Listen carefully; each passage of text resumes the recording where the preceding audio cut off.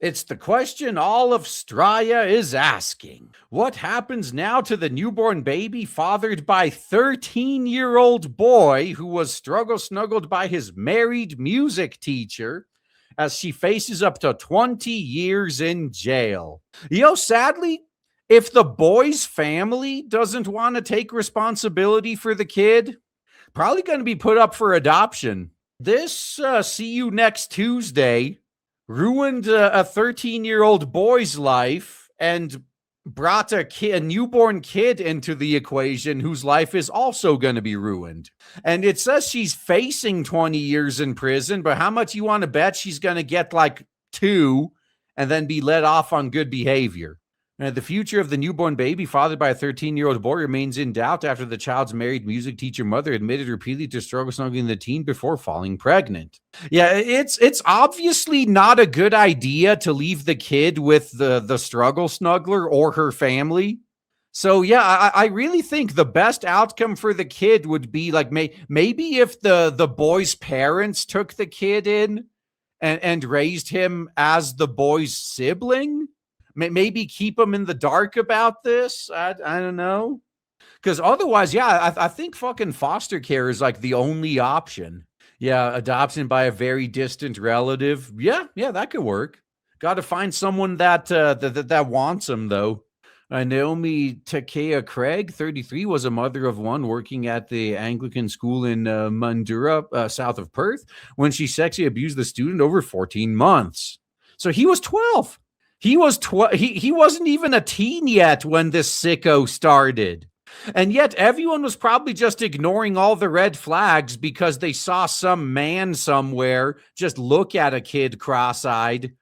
The abuse began when he was just 12, but only ended last December when she was arrested and charged with child abuse offenses.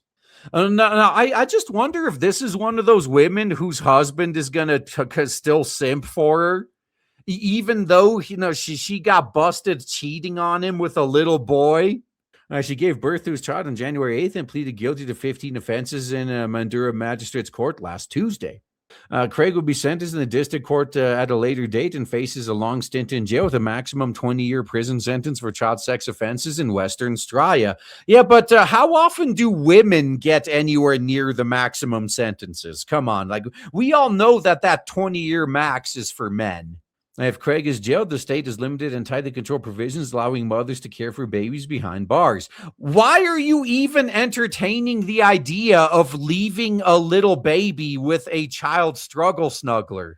Like, this is the part that confuses me. If this was a man, they would prohibit him from going anywhere near children.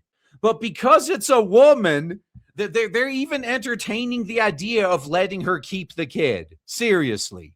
I would start investigating these judges and whatnot. Like, maybe she made them some offers or something.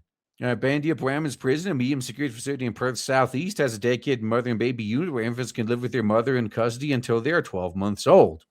However, approval is not automatic, and corrective services assess each case individually, weighing up the nature of the offense and whether the arrangement is in the child's best interest. At this point, it's not in the child's best interest to have anything to do with the mother. Seriously. If approved, Craig would be housed in a purpose-built unit separate from the general prison population, where she would care for the baby under close supervision with support from prison staff. If the baby's a girl, maybe it might be safe. No, I don't think so. With these types of sick freaks, if the baby's a girl, she's probably going to sell services to random dudes for extra money. That's how these See You Next Tuesdays are. Whammons who meet strict eligibility criteria are often later transferred to Baronia Pre-Release Center for Whammons, a low-security facility located a short drive from Perth CBD. It's like a retirement village, and it's as good as prison gets, one former inmate revealed. See, that's where women get to go to prison. Like, men go to pound me in the ass prison. Whammons go to a retirement village. And then they act like that it was such a tough time.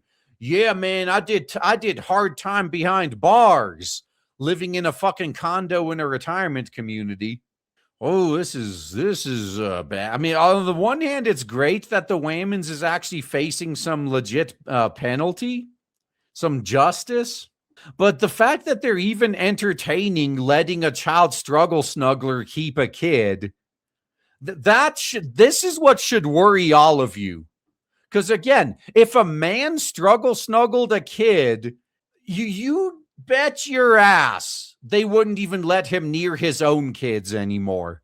But a woman does it? Oh, we got to make accommodations so she could raise her kid in jail. And how much you want to bet they're also going to let her sue the father for child support after she gets out too? That would be the next spit in the face. If you go there with a baby, you're placed in one of the mom and bub houses and have your own room. The staff are incredible, and there's a lot of support.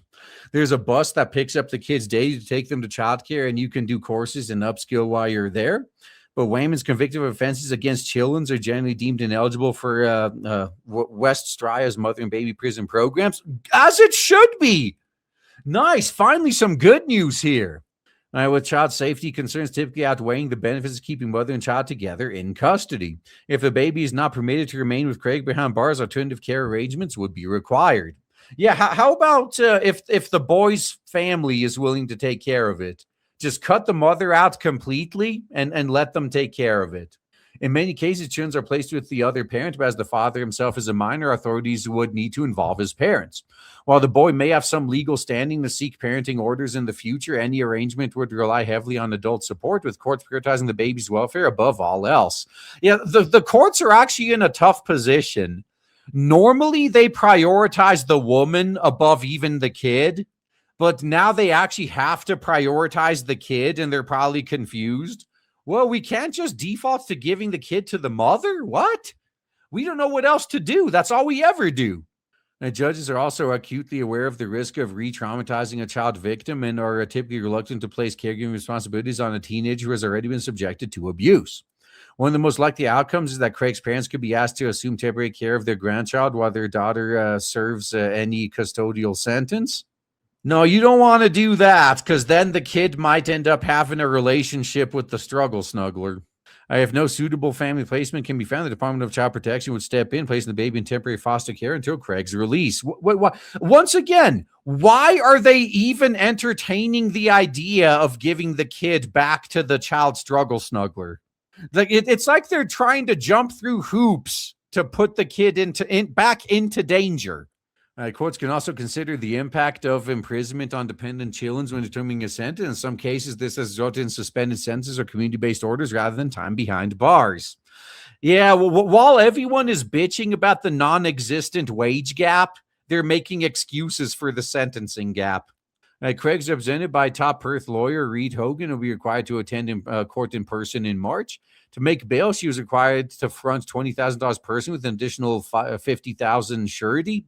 I guess that means she went to a bail bondsman. Her bail will continue until the next mention. What's the risk of her running, really?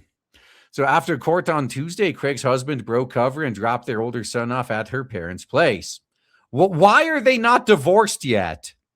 Craig is banned from seeing anyone under 18, including her oldest child, without supervision, and the only exception to the strict court order being her newborn. Why? I mean, again, it's as if they're trying to endanger that poor kid.